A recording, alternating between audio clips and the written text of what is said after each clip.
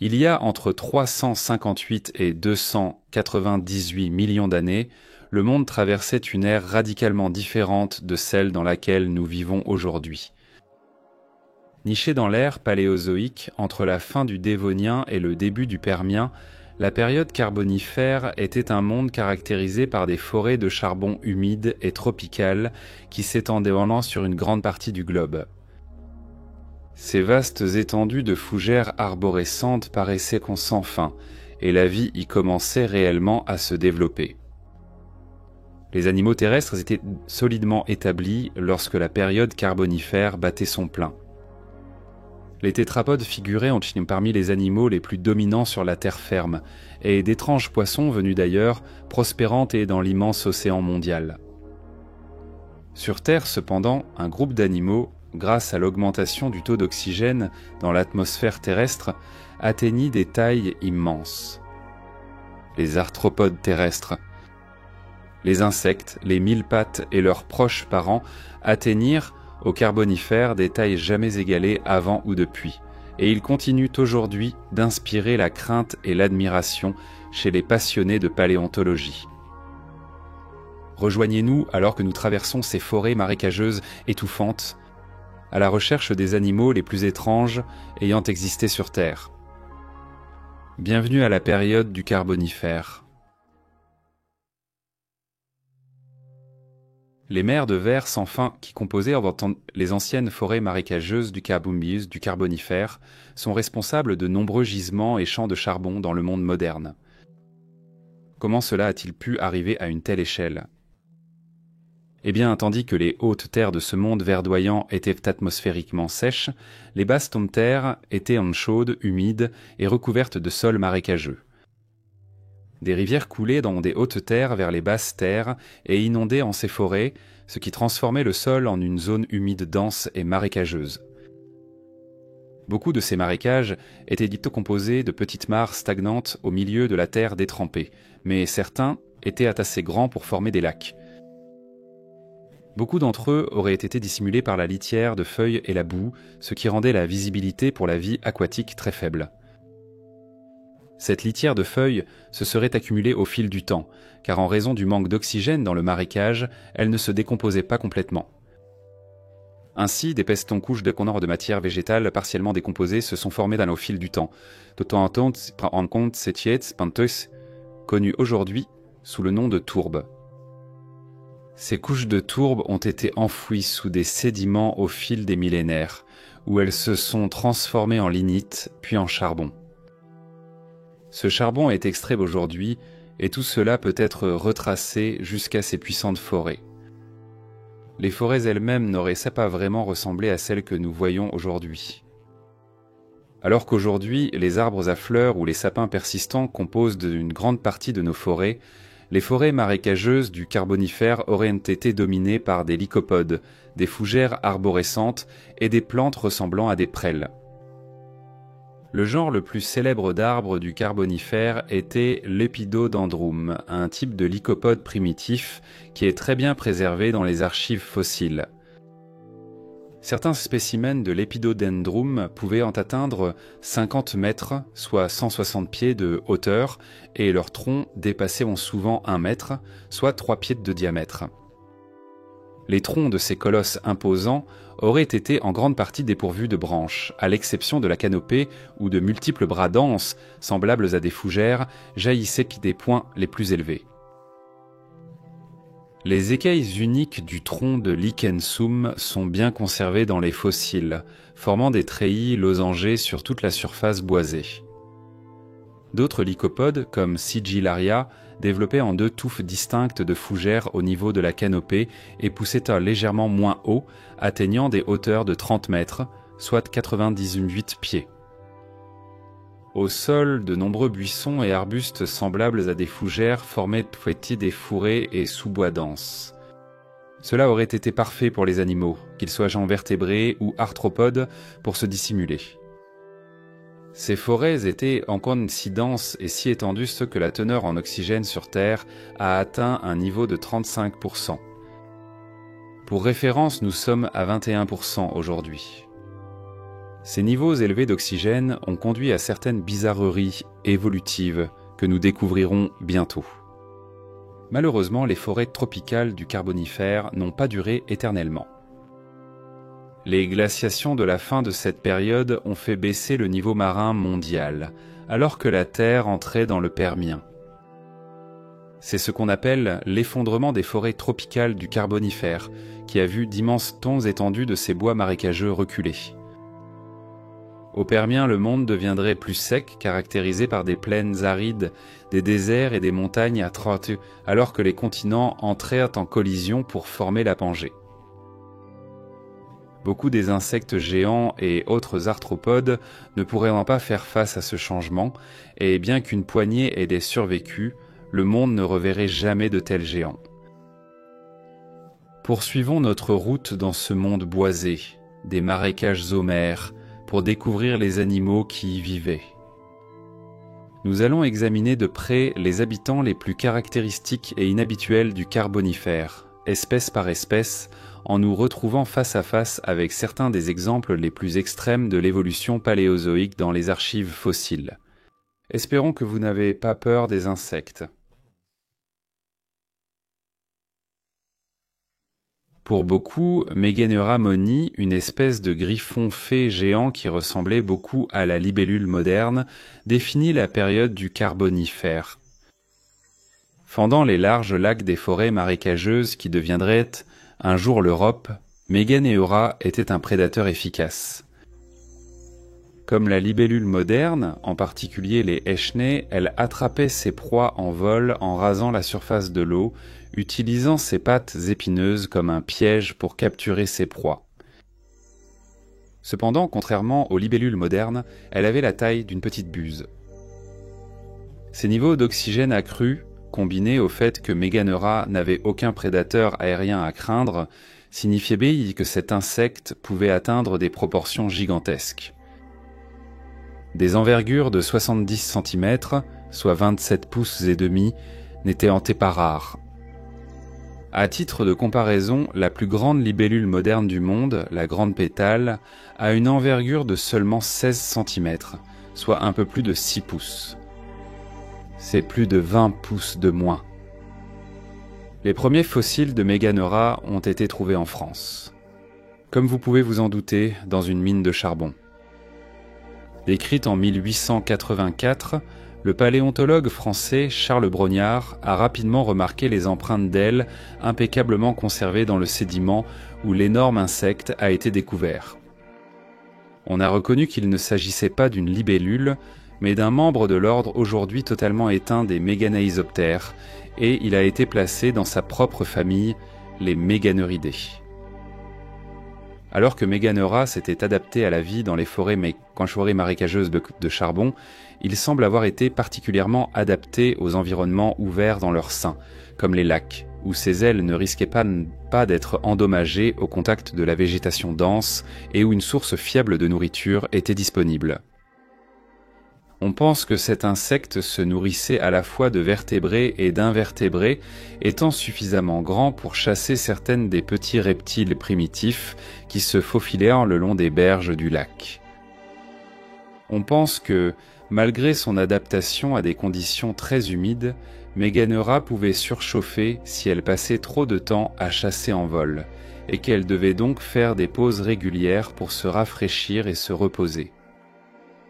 Pendant cette période, elle aurait été vulnérable à la prédation par certains des plus grands vertébrés habitant le lac et, de ce fait, elle aurait peut-être tenté de se percher en hauteur pour ne pas devenir elle-même un repas. Malheureusement, à mesure que les forêts de charbon reculèrent, Meganeura n'a pas pu faire face à l'assèchement de son environnement, surtout lorsque les marécages ont commencé à disparaître. Meganeura et beaucoup des autres grands insectes avec lesquels elle vivait se sont retrouvés en train de disparaître, leurs restes devenant des éléments du charbon qui se trouvaient sous les lacs même au-dessus desquels ils chassaient hontin.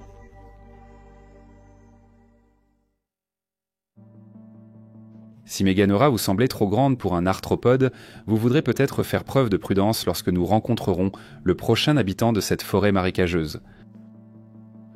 Arthropleura armata, une autre figure emblématique célèbre du Carbonifère, a peut-être bien été le plus grand arthropode terrestre à avoir jamais foulé la Terre. Capable d'atteindre au moins 2 mètres, soit 2 mètres et 7 pouces de long, ce géant du sol forestier était un énorme myriapode, un parent des mille-pattes et des scolopendres actuels.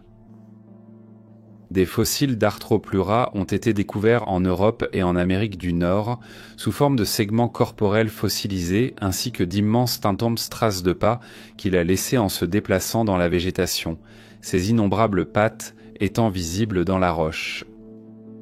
Comme tous les myriapodes, le corps d'Arthropleura était segmenté, avec une large carapace recouvrant sa tête et ses pattes.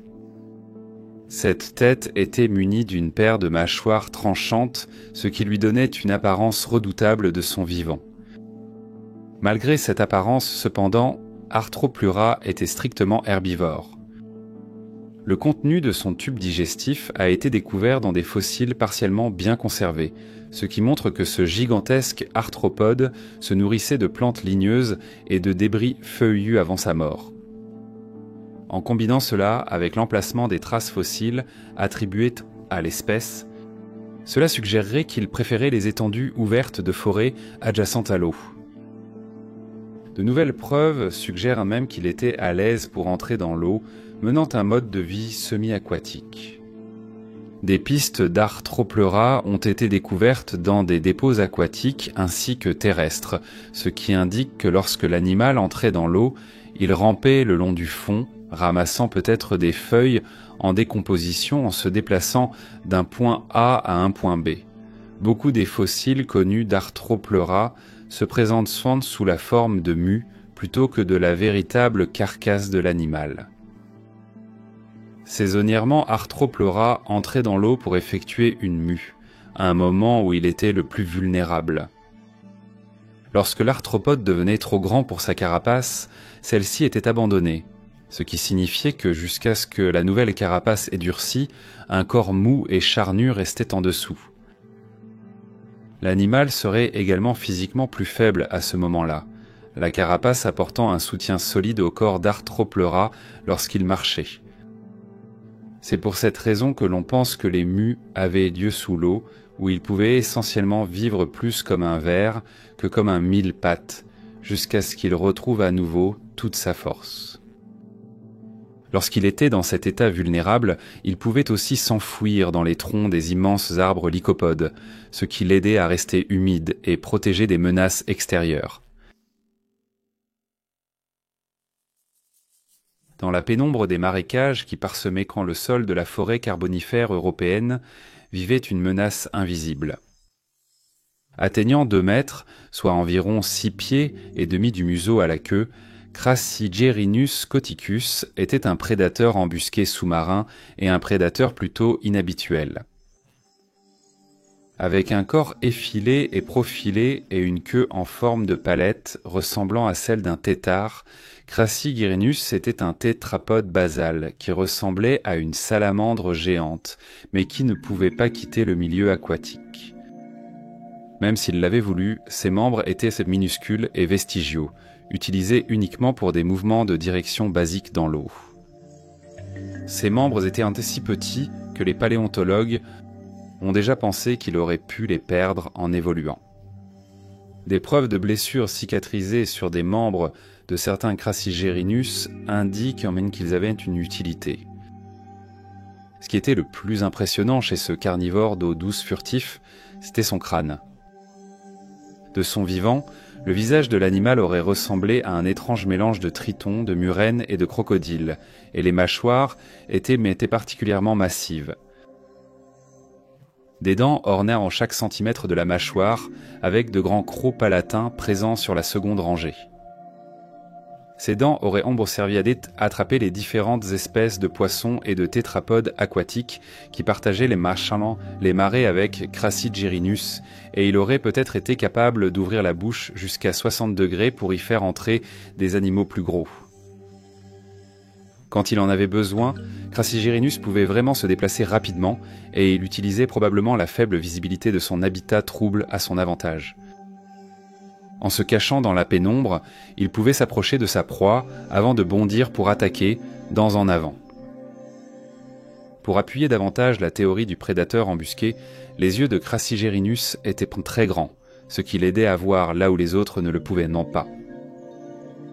Bien que Crassigerinus soit un animal relativement bien compris, les scientifiques ont eu du mal à le placer de manière fiable dans l'arbre généalogique des tétrapodes.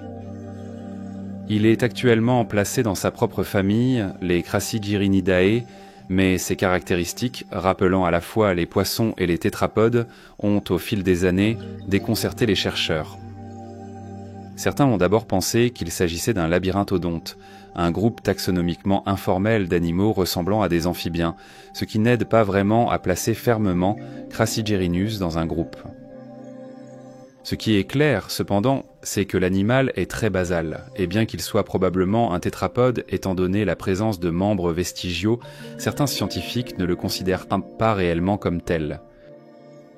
Quelle que soit sa place dans les archives fossiles, Crassigerinus fut l'un des premiers véritables tétrapodes mortels du registre fossile, un pionnier de la niche de prédateurs aquatiques embusqués qui connaîtrait un immense succès par la suite.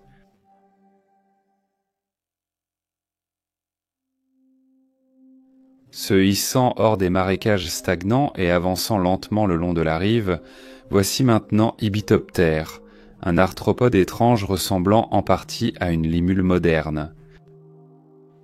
Fortement blindé avec une tête en forme de bouclier et un corps segmenté traînant derrière lui, Ibitoptère était un euryptéride, un parent de ceux que l'on appelle communément les scorpions de mer, qui connurent un grand succès durant les périodes de l'Ordovicien et du Silurien.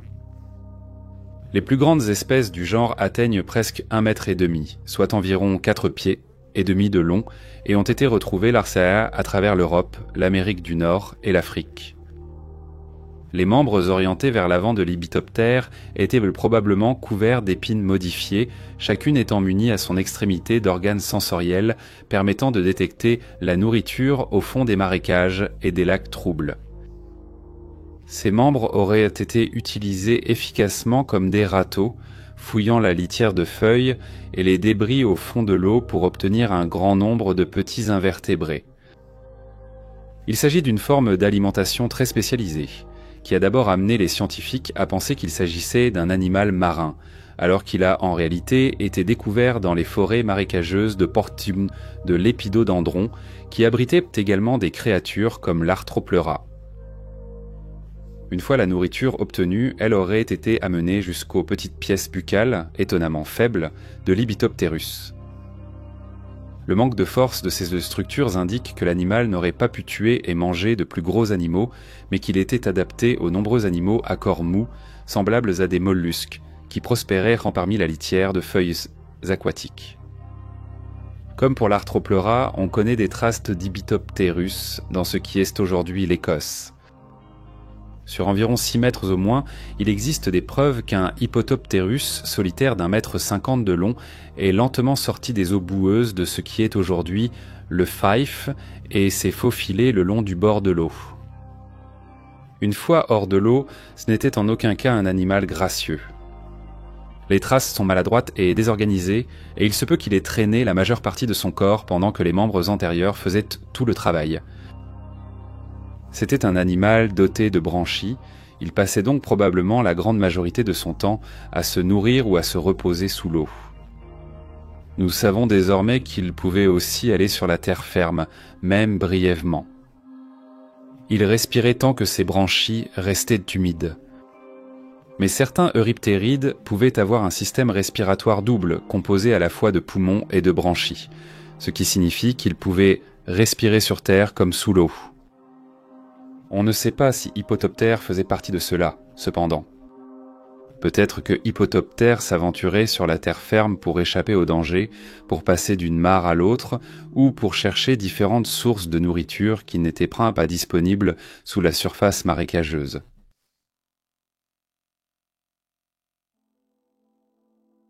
Pour un reptile vieux de 380 millions d'années, Hillonymus paraît extrêmement familier. Ce petit animal ressemblant à un lézard ne mesure pas plus de 25 cm, soit environ 10 pouces. C'est le plus ancien reptile connu dans les archives fossiles. Son existence même a lancé l'une des dynasties les plus impressionnantes de tout le règne animal. Depuis sa découverte en 1860, il est resté un sujet d'intérêt majeur pour comprendre comment les vertébrés ont pu passer d'un mode de vie semi-aquatique à une existence entièrement terrestre.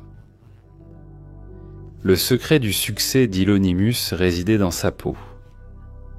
Contrairement à celle d'un amphibien ou d'un tétrapode basal qui possédait une peau visqueuse, ce petit reptile était recouvert d'écailles résistantes. Ces écailles protégeaient bon sa peau et la gardaient anthydratée. Hillonymus n'avait plus besoin de se baigner pour éviter de se dessécher. Il pouvait vivre de façon fiable en dehors d'un lac ou d'une rivière pendant une longue période. Bien sûr, il avait toujours besoin d'accéder à de l'eau pour boire, mais c'était un énorme progrès. Cependant, cette adaptation à la vie terrestre était ambivalente. Non seulement la peau d'Hillonymus était écailleuse, mais ses œufs étaient également recouverts d'une coquille dure, les protégeant ainsi du dessèchement. Cela signifiait que, contrairement aux œufs semblables à ceux des grenouilles pondues par les amphibiens, Hillonymus n'avait pas besoin de pondre ses œufs dans l'eau. Par conséquent, cela les protégeait des poissons affamés. En pondant ses œufs dans une cavité ou un nid sûr et protecteur, ce nouveau type d'œuf allait devenir la norme pour tous les futurs reptiles, dinosaures et oiseaux. Hillonymus passait beaucoup de temps à se faufiler au sol dans la forêt pour chercher de petits arthropodes. Il était probablement friand d'insectes et de myriapodes. Avec une bouche pleine de dents acérées comme des aiguilles, il aurait facilement brisé les carapaces dures pour se nourrir des parties molles à l'intérieur. Il est principalement associé à la formation de Joggins, dans l'actuelle Nouvelle-Écosse, au Canada, où il est devenu le fossile officiel de la province. Les restes d'Hillonymus étaient souvent découverts dans des circonstances brutales, au sens brutal. Dans une grande partie de la formation de Joggins, les lycophytes formant d'immenses structures arborescentes étaient les espèces végétales dominantes. Les forêts tropicales denses étaient les connues pour leur mauvais temps, et lorsque les tempêtes frappaient les marécages, les lycophytes tombaient au sol, ne laissant qu'une souche exposée. Avec le temps, les souches pourrissaient, laissant des cavités creuses au centre, un abri parfait, du moins en apparence, pour un petit animal comme l'Hillonymus lorsque la prochaine tempête survenait inévitablement. L'Hillonymus se glissait dans la cavité de la souche des arbres précédemment tombés, mais une fois à l'intérieur, il ne pouvait plus escalader les parois abruptes et glissantes de la cavité. Et il se retrouvait piégé, finissant par mourir de faim. Le résident le plus dangereux des forêts marécageuses du Carbonifère n'était ni un arthropode, ni un amphibien, ni même un reptile. C'était un poisson géant, capable d'atteindre plus de 5,5 mètres, soit 18,5 pieds d'eau de long. Ce poisson, Rhizodus siberti, est l'un des plus redoutables prédateurs piscins de sommettes dans les archives fossiles. Avec de puissantes nageoires lobées et une mâchoire longue et claquante, il aurait été en sécurité en tant que souverain aquatique de ces écosystèmes marécageux. Rhizodus était un habitant des grands lacs et rivières sous les frondaisons de fougères arborescentes géantes où il pouvait se nourrir d'amphibiens, de poissons et d'autres tétrapodes. Deux crocs de 22 cm de long, situés près de l'avant de ses mâchoires, auraient eu raison de la plupart des proies dans ces rivières, les adultes pleinement développés ne craignant rien, sauf peut-être un autre Rhizodus. On pense que les Rhizodus adultes pleinement développés dépassaient un poids de 1,5 tonnes. Certains scientifiques ont proposé que le Rhizodus adoptait une méthode de chasse particulièrement et terrifiante. Grâce à ses puissantes nageoires pectorales lobées, il aurait pu se projeter hors de la berge et bondir sur ses proies, à la manière d'un crocodile. De cette façon, très peu d'animaux des marécages du Carbonifère auraient été en sécurité en s'approchant du bord de l'eau pour boire, et ils auraient dû être extrêmement vigilants en le faisant. Une fois la proie fermement emprisonnée dans les mâchoires massives de Rhizodus, il aurait utilisé ses puissants muscles corporels pour la ramener dans l'eau et commencer à se nourrir. Lorsqu'il se nourrissait, on pense que Rhizodus utilisait ses dents acérées pour déchirer l'animal en morceaux digestibles. Il était incapable de mâcher et ne pouvait pas avaler ses proies entières.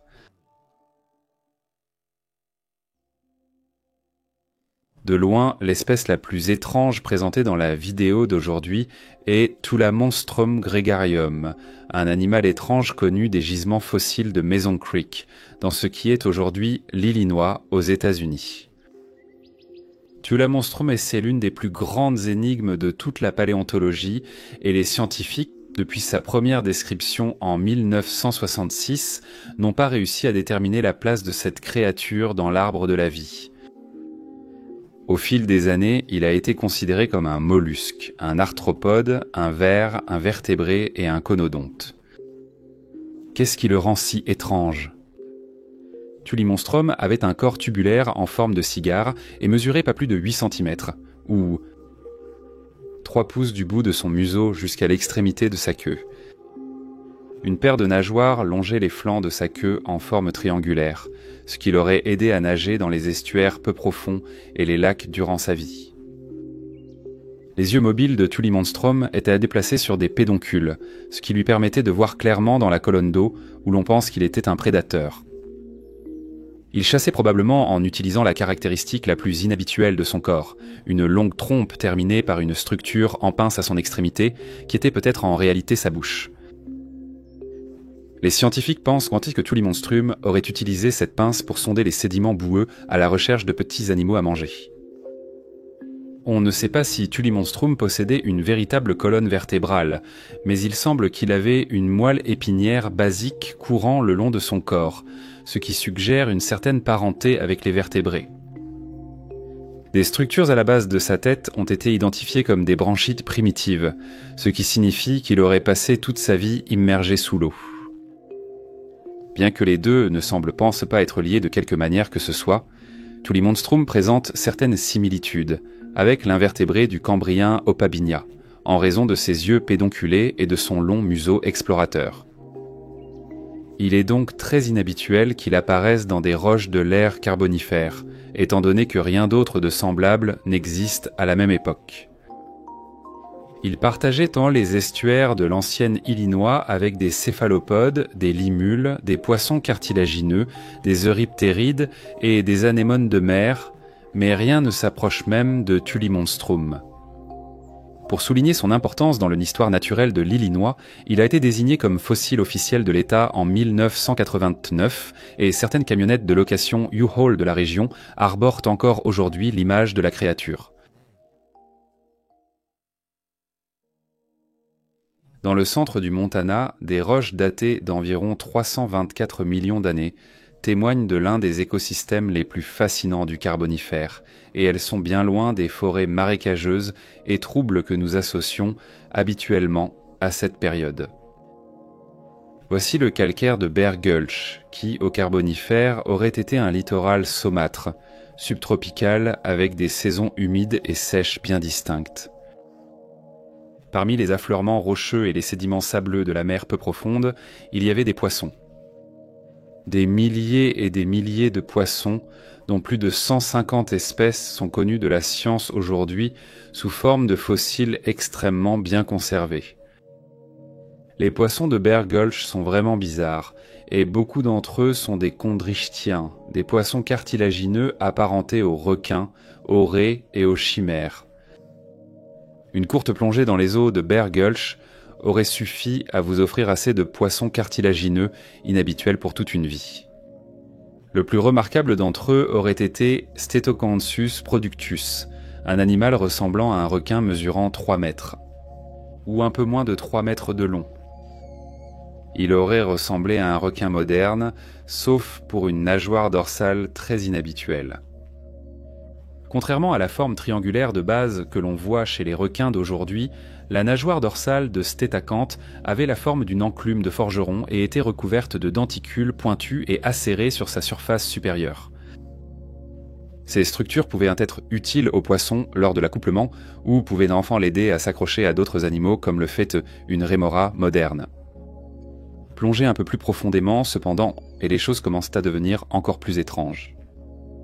Harpagofututor, un poisson cartilagineux qui ressemblait à la fois à une anguille et à un dipneust, chassait les coquillages parmi les structures rocheuses du fond marin, utilisant de larges plaques dentaires pour les écraser et obtenir la chair tendre à l'intérieur. Un simple regard sur ces poissons révèle quelque chose de très étrange. Au sommet de la tête des mâles Harpagofututor poussaient de longues structures tesramifiées, semblables à des bois de cerf, pivotant sur une articulation sphérique contre le crâne. Aucun autre poisson n'est connu pour avoir eu ces structures dans les archives fossiles, et étant donné leur absence chez les femelles, il semblerait qu'elles servaient d'un de caractéristiques d'affichage élaborées ou d'aide à l'accouplement. On pense que les femelles Harpagofututor donnaient naissance à des petits vivants qui n'étaient que légèrement plus petits que les adultes, grands et prêts à se débrouiller seuls. Cependant, Harpagofututor était la proie idéale pour certains des habitants les plus sinistres des roches de Bear Creek. Des animaux comme Trinocodus représentaient une menace constante. Ce prédateur long et effilé, semblable à un serpent, un autre poisson cartilagineux, a été découvert avec des restes de Harpagofututor dans son estomac. Ses dents, munies de 3 pointes, infligeaient des morsures puissantes à ses proies, tandis que son long corps serpentin l'aidait à se faufiler à travers les parois rocheuses à la recherche de nourriture dans des endroits difficiles d'accès. Les poissons cartilagineux prenaient toutes les formes, tailles et apparences à cette époque, et tout au fond de Bear Gulch vivaient sur des créatures comme Balancy. Mesurant un peu plus d'1 mètre de long, Balancy ressemblait à une grosse poisson-grenouille et passait la majeure partie de son temps à marcher sur le fond marin à la recherche de poissons et de coquillages vivant dans les sédiments. Ce n'était pas un animal rapide, et ses dents se rejoignaient pour former une structure en forme de bec à l'intérieur de la bouche qui aurait pu briser les coquilles dures des bryozoaires parmi les récifs et les parois rocheuses. D'autres animaux cherchaient aussi de la nourriture sur le fond marin, comme Janassa, un petit poisson semblable à une raie qui chassait de petits organismes mous dans le sable. Cependant, les poissons cartilagineux n'étaient pas les seules espèces présentes ici, et dans la colonne d'eau nageaient des milliers et des milliers de poissons osseux à nageoires enrayonnées, se regroupant en bancs pour se protéger en nombre contre des animaux comme Stétacanthe et Trinocodus. Certains ressemblaient encore à des sardines ou à des maquereaux, tandis que d'autres adoptèrent une forme sinueuse d'anguille ou une apparence aplatie semblable à celle des raies.